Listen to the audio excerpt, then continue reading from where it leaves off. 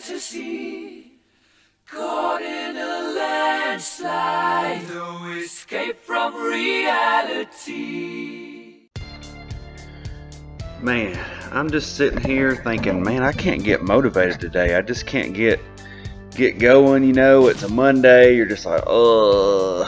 But at the same time, I'm just so thankful, because think about the society that we live in, that you can afford to do things like that.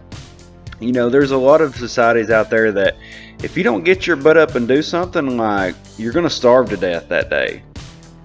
And, you know, there's kids in school that go to school just to eat. You know, I know as a kid I had those discount lunches, and you know, so I kind of understand a little bit about that, but not nearly as much as other people do.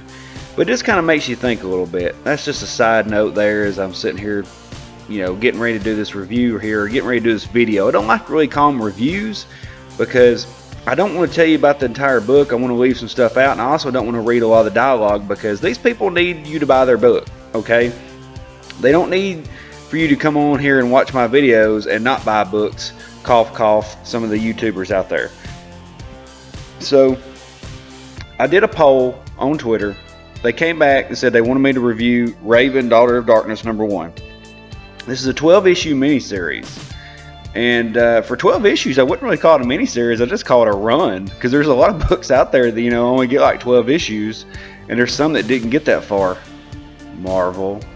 But, so this is a pretty interesting book. It's a pretty interesting character. She's never really been that much of a main character, but she kind of reminds me of that in the realm of like Zatanna or something, or the Emerald Empress or something like that, or the Enchantress. It'd be the Enchantress on DC. Somebody like a combination of those two people. And it's starting to hit DC more with some of these certain artists. They're not drawing, which I know that she's a young girl, so that's kind of the change in what you used to could do, because her outfit used to be pretty much a onesie.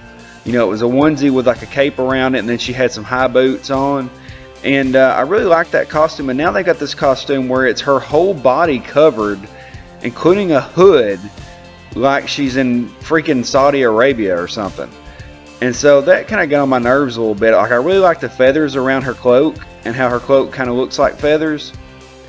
But you could have give her like the onesie outfit, and then had the separation between the onesie and the boots a little bit, and maybe had a separation between like gloves and something else along the shoulder part. You know, just something a little bit different than this. She looks like she's wearing a black latex bodysuit, like some kind of gimp.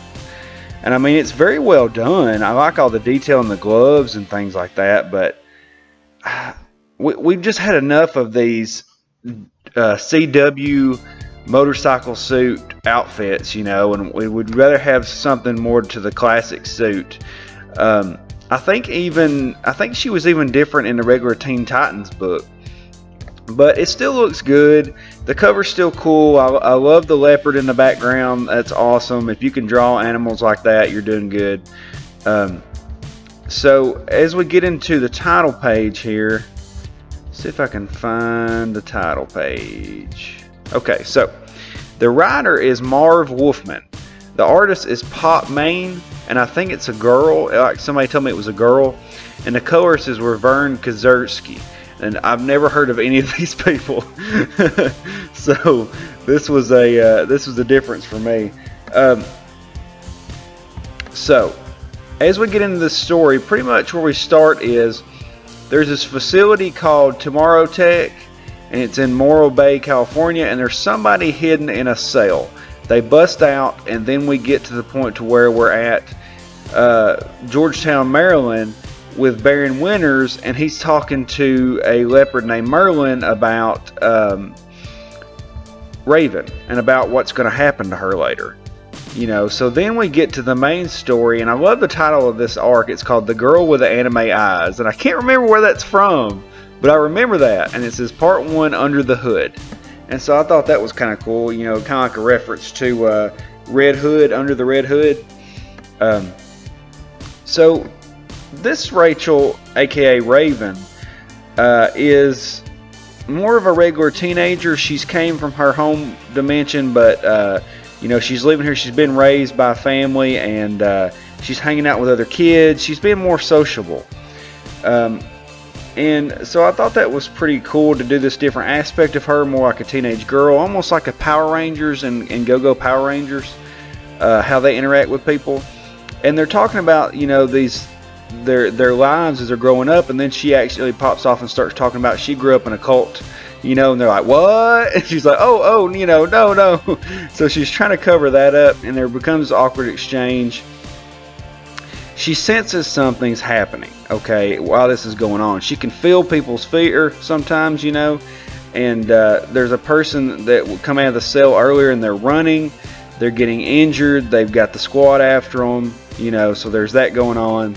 We get more of a telltale about what's going to happen later from Baron Winters, and then, you know, it cuts back to more of the chasing, and they finally kind of sort of catch her, and then something happens. I won't reveal too much. Raven also shows up and tries to intervene, but she's too late. And then they get this thing.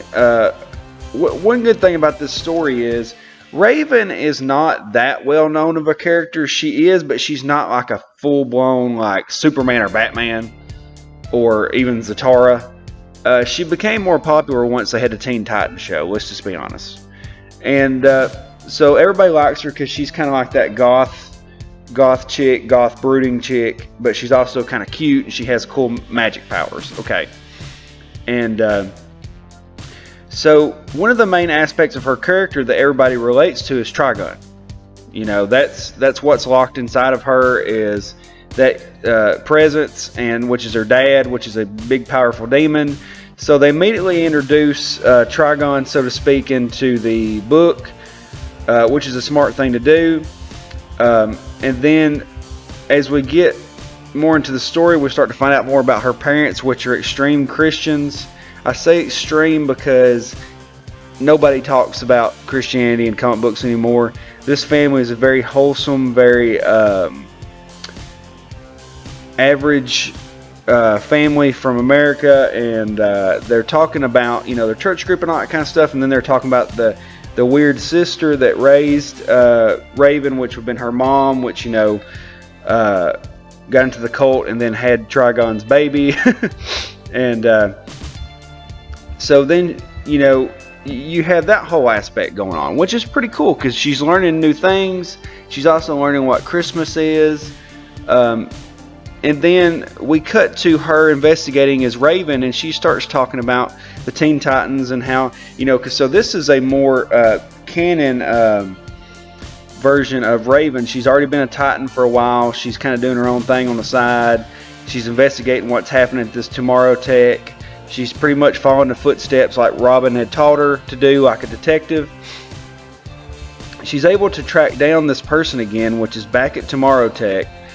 And she's been taking out some of the guards. I don't know what she's doing that for. She's looking for something. I don't know what, or she's going back for revenge. But Raven's finally able to track her down and is freaked out by the sight of her because she literally has anime eyes, and that's it. So that's where you got the story from earlier, and she's like, whoa, that's not an illusion. That's her actual face, you know. And that's pretty much all there is to this book. It's very fast-paced. There's not a whole lot going on. It's pretty cut and dry. But that's kind of the way you want to do this book, because you don't want to overstimulate people. You don't want to introduce too many things at one time. And you don't want to,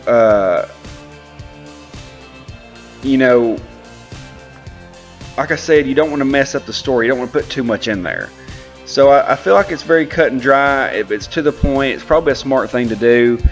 I like where they're going with it. So the writer's doing a pretty good job of keeping me interested. I kind of blew through it pretty quick, which means I probably liked it.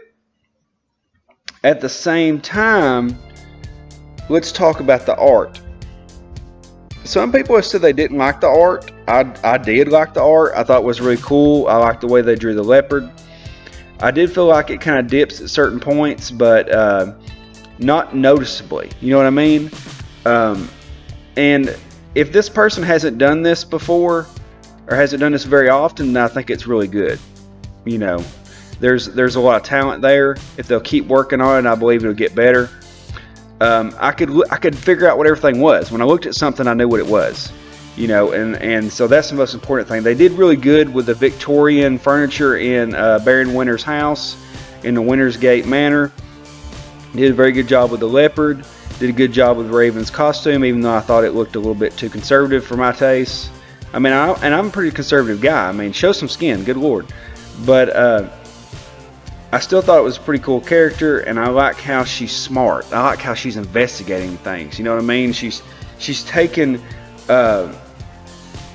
from what she knew in her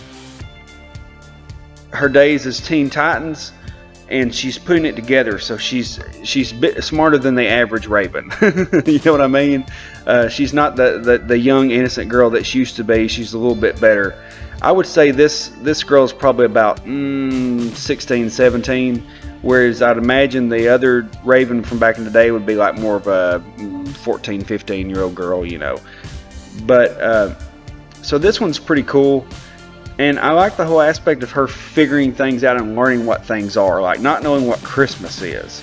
That kind of brings you to the aspect of how different her life was growing up. She doesn't know anything about this world. So she's quickly adapting, though. She's very smart about being able to hide her powers, being able to hide. And that's sad, though, but at the same time, she's always on guard. She has to watch what she says. She has to watch what she does, because she can't draw attention to herself. Not only because she's a superhero, but at the same time, she's also from another dimension. So what do you do? I mean, I would imagine it'd be kind of a hard life. But I did like this. I'm very interested to see what else is going on. I've got some more books to read. I did go to the comic book store the other day and picked up some more issues. I still got Bane Conquest #7 to read. I just picked up a random issue. I mean, it's Chuck Dixon, so why not? I read some of my other books like Commandy Challenge and Go-Go Power Rangers and regular Power Rangers. Still have to read Spirits of Vengeance #4, Mother Russia #3. Things like that. I got to do a video on Go West. I kind of forgot about that one. So I still got to do one on that. That's an alternate book that's very good. But that's pretty much all I got to say on this subject. Just hit the like button, hit the subscribe button. I know I don't do very long videos, but it's because I'm sweet and short and to the point, you know. So I hope you liked it, and I'll talk to you guys later. Underground Geek out. I wish I knew you when I was young.